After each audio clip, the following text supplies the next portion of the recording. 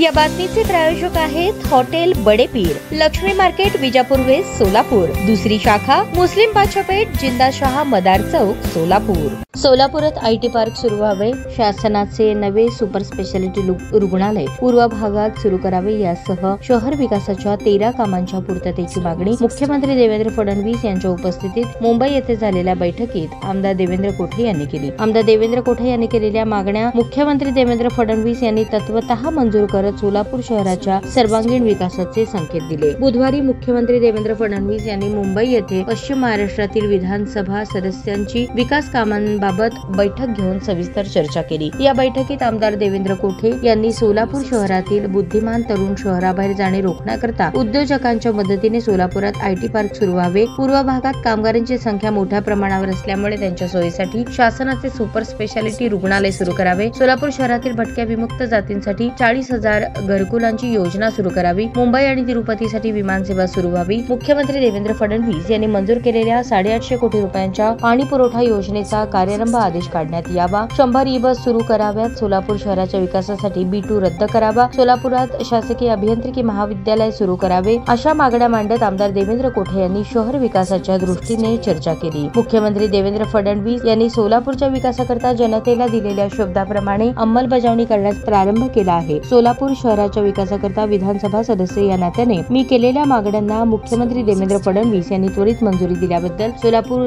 शहरातील सर्व नागरिकांच्या वतीने मुख्यमंत्री देवेंद्र फडणवीस यांचे आभार, असे देवेंद्र कोठे म्हणाले। या बैठकीत सोलापूर जिल्ह्यासह पश्चिम महाराष्ट्रातील विविध विधानसभा मतदारसंघाचे विधानसभा सदस्य उपस्थित होते।